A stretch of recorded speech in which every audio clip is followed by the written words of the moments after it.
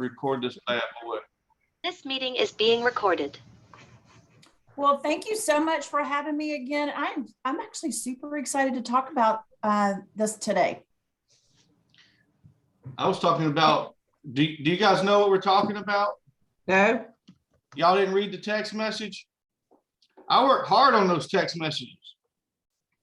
It said this is our third final installment of our series, and we're going to talk about alternative methods of down payment assistance. Yes. And I actually did a little homework on this the other day. But go ahead. Paige, go tell us, take it away. All right. Well, thank you everybody for joining us. I'm excited to be back here with you. And unlike Daniel, I think I have had 3 cups of coffee. There went part of it in my lap.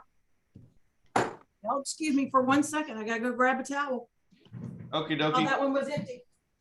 Hey, I'm gonna take, and I will send out invites for you guys, but I wanted y'all to see. I'm gonna go ahead and post it in here for the other trainings, things that we do that we've got coming on.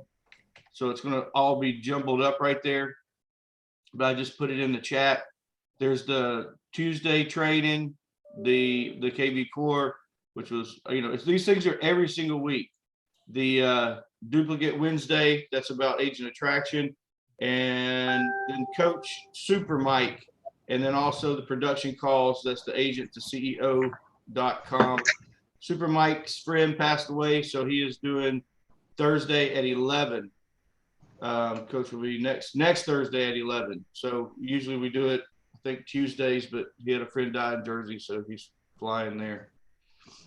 So y'all can cut and paste that. I will send it out to you eventually at some point in a, like every one of them individually, so y'all can accept it to your calendar. So that way you can have reminders and stuff.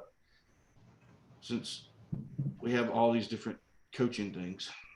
Okay, so Paige is back. All right. So talking about alternative sources of down payment and or and this is kind of an interesting twist that I don't think that maybe you thought about. Some sources of assets, which could be stocks, could be savings, could be proceeds from a life insurance policy, could be a trust fund. Many assets could be, depending on how they're used in the transaction, they could be sources of down payment. They could also be sources of income.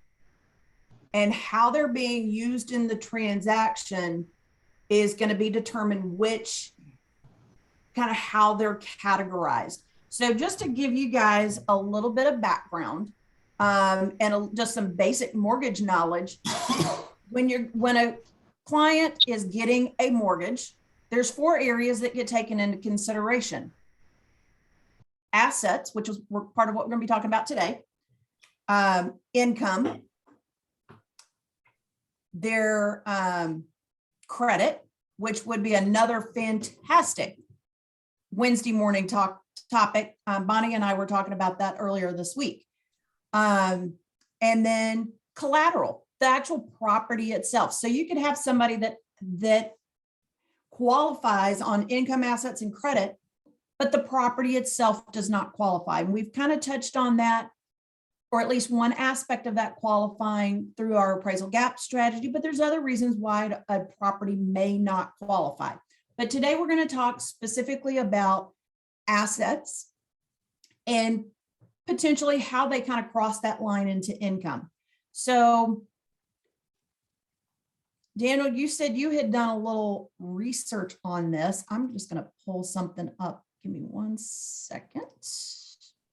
Well, I'm interested in say you have an annuity or something that you're getting, or you have a 401k, like a lot of people have these criminalized 401ks, and there's 2-3 things you can do with a 401k without penalty, right?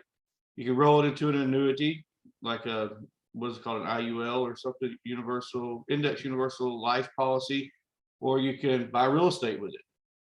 But what I was most interested in doing and was thinking about was if I'm sitting with $300,000 in my house, right, and equity in my house or whatever, and I wanted to take that money and give it to my kid when he buys a house. I mean, you know, he's not my kid, but you know, hypothetical speaking for somebody.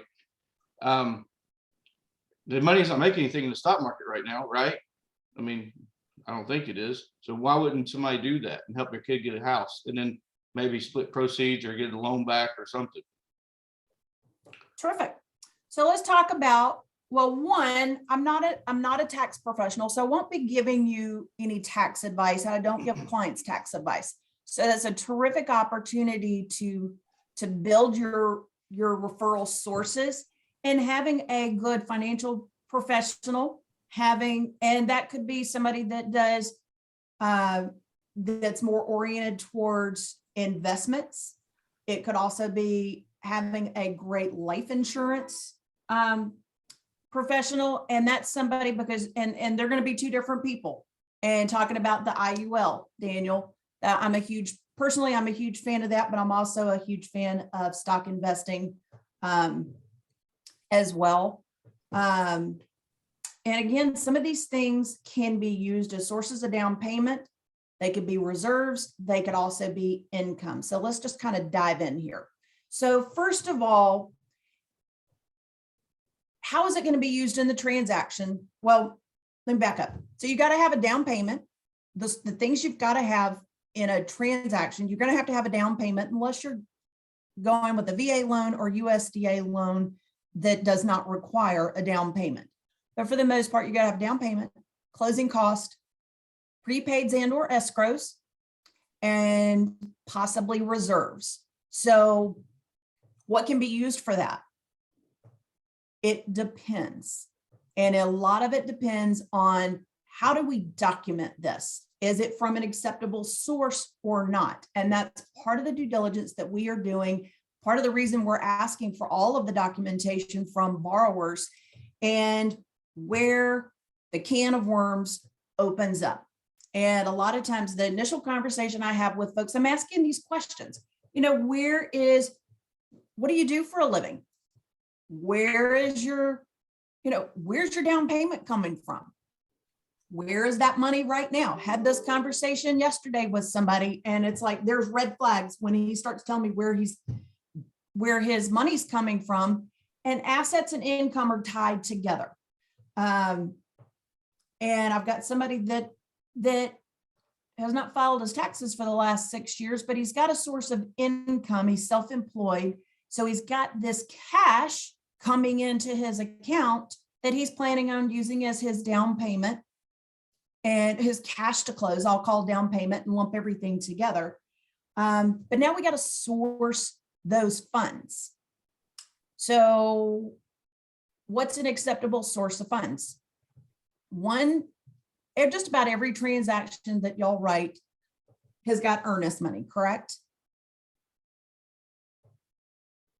So earnest money has to be from an acceptable source. It's got to be verified, and it's got to be verified that it was in your account or coming from an acceptable source. If we can't verify it, document it, can't use it, it's got to be backed out of the transaction as far as assets go. So no mattress money? Well, mattress money is on the list. So we'll get to, How can we clarify that? Well, we'll talk about it.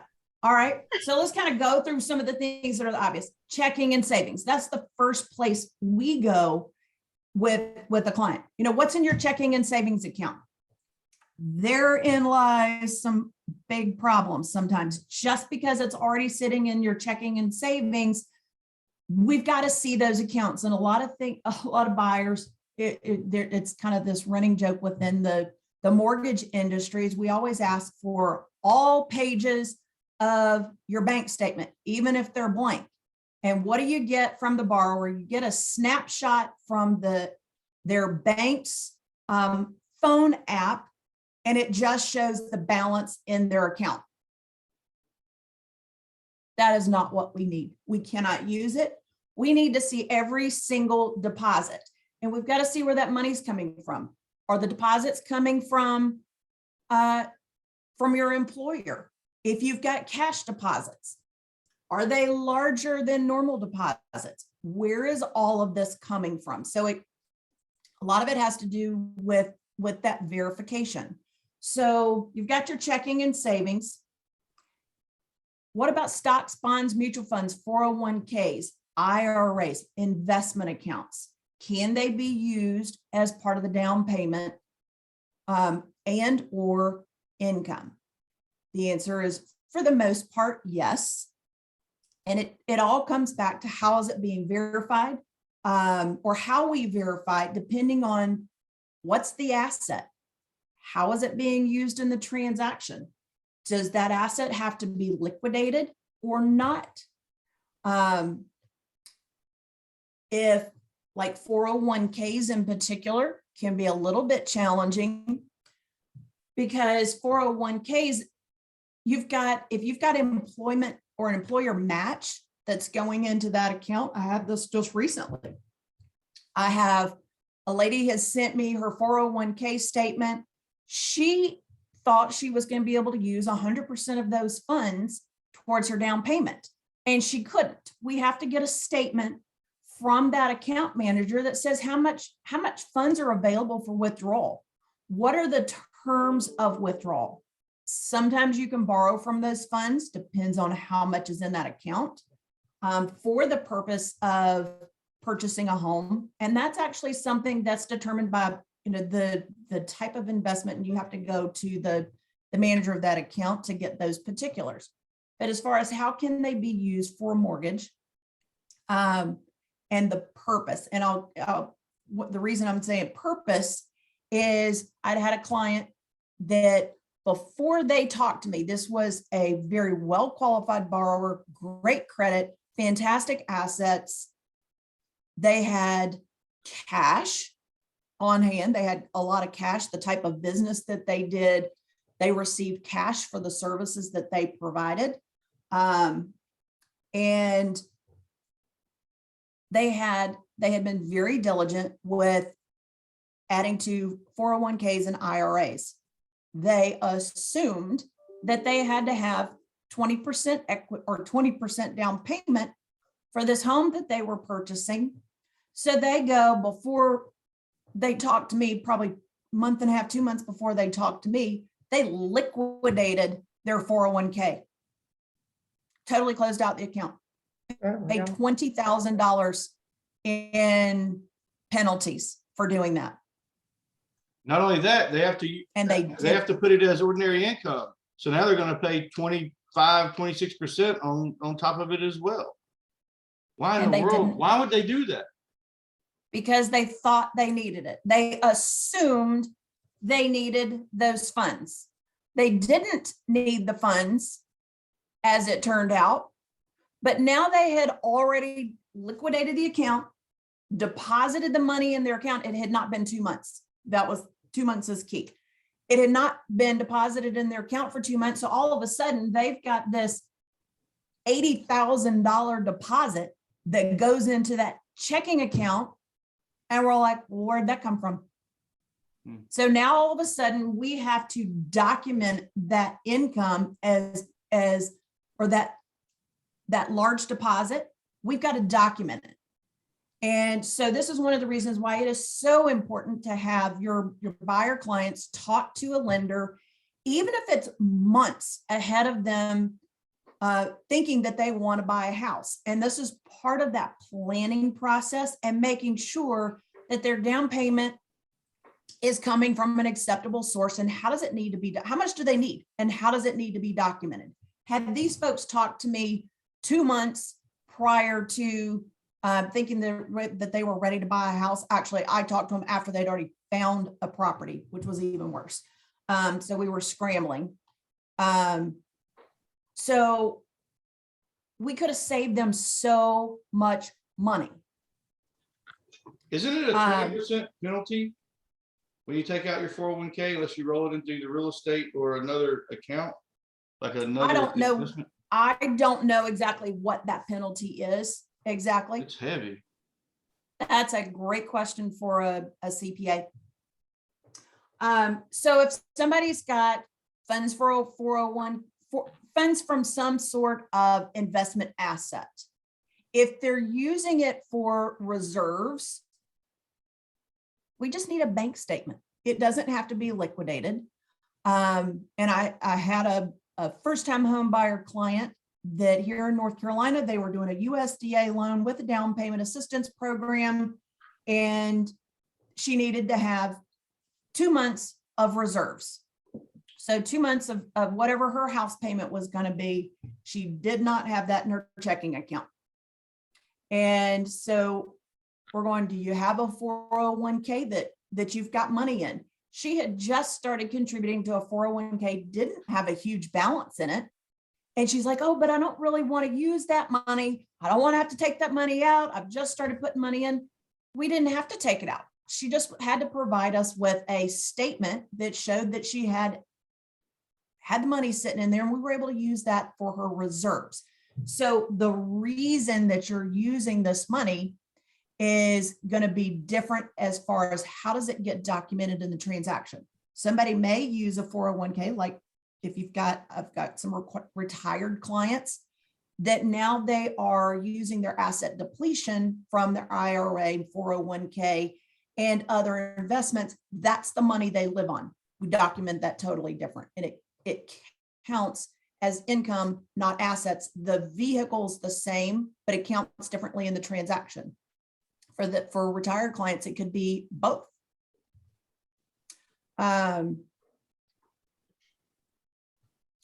Let's talk about some other kind of interesting and not so thought of down payment sources. Daniel, you kind of touched on it. Cash value life insurance. Anybody that has got a whole life policy or an IUL that's got some cash value to it, you can borrow against that cash. So you don't even have to, so many people I talk to think that they have to liquidate these sources of investments, and you don't necessarily. So it may be that you can borrow against it. Like cash value life insurance is a fantastic source of kind of alternative down payments. One that we're seeing right now more and more is cryptocurrency. We've got so many people that have gotten into cryptocurrency, and I've seen this evolution in a very, very short period of time where it was not an acceptable source to now it is. And it depends on how it has, everything comes down to documentation. So cryptocurrency can be used if the ownership of that cryptocurrency can be documented. It's got to be documented for minimum of 60 days. That does have to be liquidated. And so it's how those funds get documented.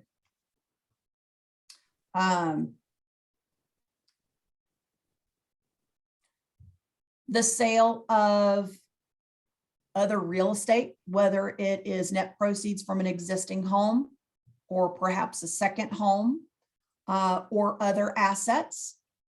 Talked to somebody yesterday that we're going over this, where's your down payment coming from? And he's like, well, I've got some assets that I can sell. Okay, tell me about those assets. What exactly, are you talking about? He had lawnmower equipment. He had firearms. He had like stuff, personal stuff that, to me, assets are investments, savings, things like that. In his mind, his assets were, belongings that he was going to go sell. I've had people that have sold jewelry. And all of that is fine, but it comes down to documentation. So I was able to go, okay, all those things are fine, but if you go sell them, make sure that you have a bill of sale and that you document. If somebody pays you cash, and somebody had asked about, what about, that cash on hand or that mattress money? If you're depositing cash into an account, particularly if it is coming from the proceeds of a sale of, any of your belongings, make sure that there is the paper trail that shows where it came from. You got to show that you had ownership of that. We'll say the lawnmower equipment that this guy was going to sell. You know, he had, like here in North Carolina, we all have lots of property, and the zero turn lawnmowers are a big deal. Well, they're not cheap. And if you want to go sell it, that's fine. But you got to show that one, that you owned, you were the owner of that asset, and the sale was documented. So it makes sense with the cash that gets deposited into your account. One of the things that we're seeing on as far as kind of cash deposits, I'll call them a cash deposit, it's really not, Venmo, Cash App, and those types of financial kind of vehicles. What's the Zelly is another one. We're seeing a lot of those more and more where people are selling some sort of goods and services. PayPal is another one where we got, you know, people can earn their income from goods that they're selling, particularly like online sort of services. So again, those could ride the line of being assets or income. Daniel, you talked about if you've got a lot of equity in your house, could you give that money to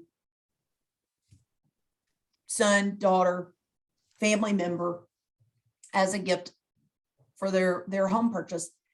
The answer is yes. Gift funds are perfectly acceptable sources of down payment. They could be a source of reserves as well. But it has to come from an acceptable donor, and that transaction has to be documented. You have to show that the donor that gave the funds, one, that it was a gift. It truly was a gift. There is no expectation of repayment. Now, if whoever receives the gift decides they want to repay the donor, that's fine and dandy, but it cannot be a condition of the gift. It can't be a personal loan. So who's an acceptable source? And I like conversation yesterday. I had one very interesting character who's very creative.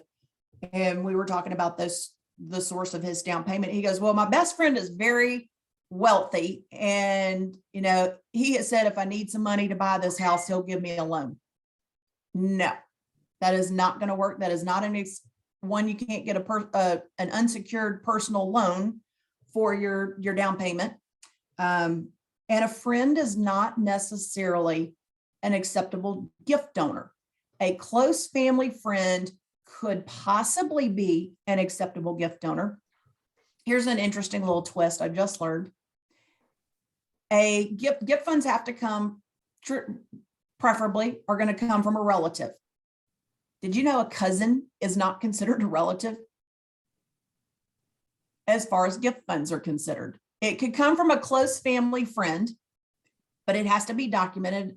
One of my coworkers had to document a close family friend, and they had to provide or had to show that longtime connection. And they had to show like their third grade yearbook where the friend had signed the yearbook. And it's like, you'll be my lifelong friend or something, you know, really sappy like that. And that was how they made that connection. So gift funds from an acceptable source or from an acceptable donor, and the funds coming from the donor are an acceptable source, are just fine. Along the same lines of gift funds is a gift of equity. I've got a transaction closing on Thursday, and they're getting a gift of equity. There's one sister is buying a property from another sister, and gifts of equity only work when the transaction is between family members. So with a gift of equity, 100% of the funds for this transaction are coming from this gift of equity. That one's ended up being really interesting. They had been working with another lender prior to coming to me, and the other lender really did not understand what equity was and how it can be used in a transaction for gift of equity. He had explained it to them as, you sell the house for $200,000 and the property appraises for $225,000. So you're really selling it for slightly below market value. And that gift of equity is that $25,000 over and above the sales price. No. Yeah, that's kind of sort of equity, but it's not the sort of equity that can be It's used not in a tangible. transaction. You can't put it in your pocket. And it took several conversations with the seller for them to understand that a gift of equity is truly a gift of your net proceeds from this sale. Yeah, usually gifts of equity come in when estate happens. The estate divides between three siblings, and one sibling's living in the house, and they're going to keep the house and that kind of thing. So gifts of equities that I've ever dealt with. It could be that. It's also really common to see grandparents. We see it more so up here in North Carolina, where you've got generations have owned these large tracts of land, and they are subdividing their land and giving a child or grandchild a couple of acres to build a home. And that is considered a gift of equity. Gifts of equity, depending on the amount, can have tax implications. So that's always something that you want to have a client referred to a tax professional to find out how that's going to impact from a tax standpoint. A couple other possible sources of income, or excuse me, not income, down payment, grants. So it could be like local bonds, could be grants, down payment, kind of under the category of down payment assistance programs. It also could be a lender credit. If somebody just needs a little bit more money to help cover the closing cost or those prepaids, you could get a lender credit where they're paying a little higher interest rate. I mean, interest rates are higher right now anyhow, but they could pay a little higher interest rate and get a lender credit. I've done this a number of times for some first-time home buyers that they were able to roll that additional cost into their monthly payment. They could absorb that, okay, they were just short some funds. So lender credits are a great way to put a little extra cash in buyers' hands. Bridge loans are something that are coming back for people that currently own a property and just need some funds for that next home, knowing that they're going to be able to sell the existing property. So bridge loans are something that are coming back. We do have a broker source for bridge loans. And real quick, wrap this up on cash. So cash, we kind of touched on it before. So if you've got cash in an account, cash is going to show up. One, you could just see these little cash deposits. And depending on the amount of money, it's something called large deposits. So we're looking at every single deposit. Are those deposits coming from an employer, or are they not coming from an employer? If they're in each particular type of loan determines, or loan type, and the loan amount determines what is considered a large deposit. So a large deposit could be cash. It may not be cash, but we have to source those funds. So if you've got just little bits of cash coming in, somebody reimburses you $20 and you put that in your account, that cash is not a big deal. If they put in, if you put in $2,000 and you can't show that the paper trail where that money came from, that cash cannot be used. Mattress money, how are you going to document the mattress money? I had one just not too long ago where the folks had sold a property. They had the net proceeds. We had all the documentation. We had the closing disclosure. We had the wire transfer from the closing attorney from the sale of that property. Perfectly acceptable sources of their down payment. And then we're looking at the flow of the money in and out of their bank statements. And we've got to have 2 months bank statements so if somebody goes under contract today, puts in an application today, I've got to have 2 months, the last 2 months of your bank statements. Well, we start looking at these people's bank statements. we see the money coming in from the sale of their house, but then we see $10,000 going out, 4 different transactions. And then all of a sudden we see, we might see a $15,000 transaction coming back in here, and then it's a $12,000 transaction, and then a $17,000 transaction of money coming back in. It was this really weird flow of money. Turns out they wanted to see what $40,000 looked like sitting on their dining room table. Guess what? The proceeds that they received from the sale of their home now has become non-sourceable, essentially mattress money, and large cash deposits coming back into their account. We can no longer track it or source it. That did not close. What if somebody has, like Bobby has, big old rooms full of gold? Do you have to sell the gold in order to borrow against it? Yes. Hmm. And it's going to be like, you can't show up at the close. And I actually had this like knocking heads kind of conversation with my stepdad. And he's like, well, cash is a perfectly acceptable source of currency. I don't understand why you can't use cash, why you can't just show up with cash at a closing table. You can't source it. And it really comes down to anti-money laundering. And so many of the laws that we see today and the regulations and guidelines that we see today are because of the monstrous legislation called the Dodd-Frank Act that came out of the 2008 crash. And all the money laundering and the anti-terrorism, part of it rolls into the Patriot Act that prevents all of this. And so if you've got bars of gold sitting in your house, or if you've got coins, it's going to fall into these other assets that, you're going to need to liquidate them. You got to show that you show the ownership, and you've got to be able to liquidate them and show that flow of the money. This is where you sold them. This is where it got deposited into your checking account, and it just has to be documented. I had a closing in the early 2000s, and about 16 people walked into the room. This man and wife, husband and wife, were buying this property. It was like a $70,000 property. And at the end of it, like 16 people come walking in the room, and they literally started emptying coat pockets and things and put cash, mounds of cash on the table. And the closing attorney had to get like 4 people, and they had to put it on. They put every bit of it where the serial numbers could be seen, and they copied on the top here. I was like, man, it looks like we're really literally printing money in here now. They color copied it, every one of those dollar bills, 10s, 50s, whatever they had, and literally had the lady document every serial number from every bill. Yep. And that's how they closed on that house. It was crazy amount of money.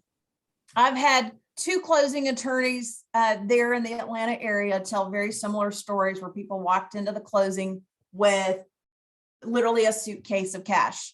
My start in real estate was back in the mid 90s, and worked for John Wheeland Homes. And even one of our clients there, I actually remember exactly who he was. I was not at the closing. He was this young, very, very cocky doctor. And he was one of the ones that walked in with a suitcase full of cash for his down payment. It used to work. Can't do it. Used to work. Can't do that today. And getting back to having the conversation with clients. And this is something just working with a good lender, we're going to have this conversation initially. Like one of my real estate clients, one of the more interesting real estate clients I'd had a referral come to me. And this guy was working at a local car dealership, killing it, making 6-figure income. He hadn't been there real long, but just killing it. So one, we couldn't use his income because it was all commission. You got to wait 2 years before you've got all commission income. Had a lot of money to put down. So he thought, I'm making bank now, got lots of money to put down. It's going to be no problem to buy a house. Wrong. We're like, where's the lender that I always use goes, where's your money coming from? Oh, I've got it in a safe in my house. No, one, where'd that money come from to start with? He literally had hundreds of thousands of dollars. He had been an exotic dancer at one of the strip clubs there in Atlanta. Nothing wrong with that. Nothing wrong with it. And so none of it was reported.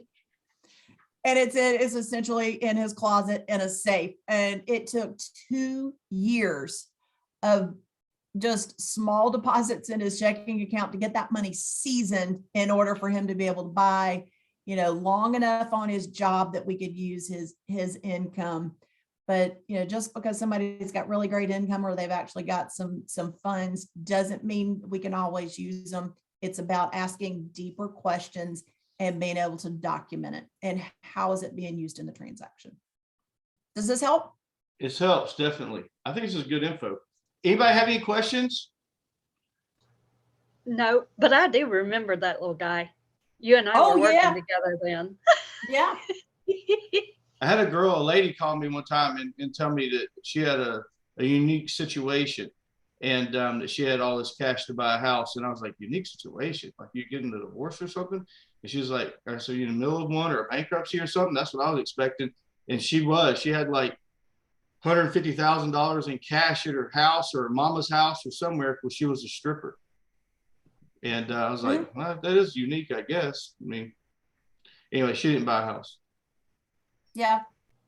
I Yeah, saw I can a tell you all post- kinds of interesting stories. I saw a post yesterday. The realtor had asked for proof of funds, and the guy brought in $100 grand in cash and laid it on the table. She's got proof. There it is. Yeah. That's crazy. Hey, we're going to get we're going to do a Zoom show, not Strategy Real Estate Partners, but it's going to be something called something different, and it'll be branded, and it's going to be everybody that's in real estate's invited to it. It's not going to be, locked down like these different calls are. And it's going to be about stories like that, like unique individual stories of maybe a home inspector, getting attacked by a raccoon or, something like that. It's going to be funny, mysterious, unbelievable, inconceivable kind of stories. And there's millions of them out there.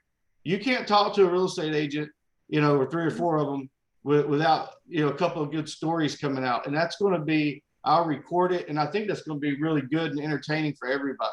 We'll do like in 30-minute increments or something and let everybody come in on it and then build a kind of a tribe around it.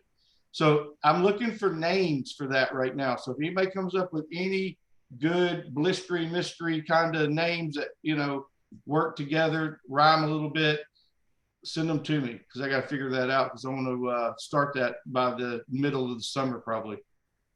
Oh, I've got one for y'all. It's like, you can't make this and do the little, the little asterisk, exclamation point, whatever, fill in the blank. You can't make this blank up. That's the name of that's what you think the name of it? Yeah, that'd be the name of it, because people won't believe the things that real estate agents see. Yeah. I think it would be great. It'll be lenders. It'll be, roofers if they want to be involved with it. Everybody has a story, right? It's not just everything that we do pretty much now is locked down to real estate agents, but this is not got to be. It could be across the board lenders. There's all kinds of crazy stories that lenders tell, So anyway, I definitely. Closing attorneys. What's that? Closing attorneys. Everybody. Yeah. Yeah, I got some good closing stories too. Anyway, yeah, it'll be good. I'd love to hear somebody. Then I might take it and make a book out of it or something. Take people's stories, get permission, and then make it into a book or something. Entertainment. Anyway, it'd be a good podcast thing. All right. Well, I appreciate it, Paige. Thank you for the info. And guys, think of other things that she might be able to help us with. We, something that I haven't been, you might be able to answer this right now. I don't know what the rates are, and I don't know what, somebody the other day was trying to do a 203K loan, a rehab loan on basically almost a tear down house. People are so, that loan is for like a new HVAC system or some floors, appliances. It's not for rehabbing a tear down. Anyway, people, what are the rates and stuff right now? like in general? High fives, possibly low sixes. Oh, it's definitely Depends going on up. depends on the type of loan, depends on the person's credit, depends on their employment type. You know, you could have somebody of equal credit doing essentially the same loan, but one borrower is self-employed and the other one's salaried. They're going to pay different rates. You mentioned Depends on what credit. You mentioned credit a while ago. Do you have the breakdown of how the formula for credit actually works? Like a I visual? do have something from my credit restoration company that I refer folks to that is really good. And credit is that is one of those mysteries that so many people just don't have much information on and think, you know, I have people that call me and go, oh, I've got a 620 credit score. Can I get a loan? Maybe. Right. And I've had other people that have had credit, you know, they've got a credit score that meets the minimum requirement, but they got so much other junk in their credit history that is preventing them from getting a loan. That was one of my real estate clients. I actually helped them find 2 rentals because they couldn't buy. 7-figure income earners, actually had decent credit scores, had loads of money to put down. They were referred to me by their financial planner. Could not buy a house to save their life because they had junk in their credit history. It's It was amazing preventing that them we from buying. use the word credit on a daily basis, most of us, yet we don't really understand how credit is put. Most of us don't understand how credit is put together. Like, how is it packaged and how do they come up with the score, right? I tell you what, everybody send me I don't have everybody's email address. If everybody will, let me put my information in here. If everybody will shoot me an email. My credit restoration company just sent me last week. They have got a book called What Every Parent Needs to Teach Their Kids About Credit. And it is not, it's really not a book written for kids. It's written for adults. And it is fantastic. It's a really simple, easy read in layman's terms, and it spells all that out. And it also teaches people how to maximize their credit scores. Good. Paige, that might be a good contact to like have come in one morning. I know your particular guy doesn't do Georgia, but still the information would probably be relevant. And since he's so used to being out in front of the public, and then he could connect us with whoever is in Georgia. Yeah, I'm going to reach out to him and just see. I've got my Georgia contact. I'll see if she would be willing to come on. All right, I'll I just send put my you- information in chat. When we get off of here, I'll send you the everybody's personal email addresses, because I keep it separate. So I've got a sheet of everybody. There's like 43. All of those people don't get invited to this, so they may not know, but you can still send them something and say, if you're interested in this book or whatever, that might help them. Okay. But I'll send you that when we get off of here. All right, good. And Bobby, I got your email, so I'll send that to you. Thank you. I think that'll be a great conversation. How is credit done and anything? I mean, that's a deep one. It changes for everybody almost. And credit repair. Well, and yeah. Well, credit repair, and we could get a credit repair expert to come on here and join us. But one of the calls that I was listening to just before getting on this call really has to do with financial literacy. And so many people lack financial literacy in today's world, and just even understanding how money works and understanding compound interest, and everything compounds, not just interest. Compounding, it's like a compound effect by a book Darren Hardy wrote. It could be compounding effect of your efforts and daily habits. But just people understanding how money works, how credit works, how everything ties together. And I think it's a really important conversation that I really get into with clients. Budgeting, how to save money, what to pay off. Really not even just credit repair. Like, I have folks that go, oh, well, I think I need to boost my credit. no, you don't need to boost your credit. Your credit is just fine.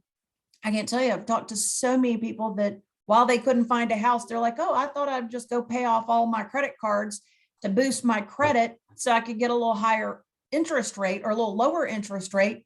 Well, they spent all of the money that they were going to use for their down payment, paying off all of the credit cards, lowered their credit score. And now you got a lower credit score and no money to go buy a house. So these are all conversations I try to have with people on the front end. Sometimes they listen, sometimes they don't, kind of like your kids. My But little boy walks helping- around here every day saying, I got so many responsibilities.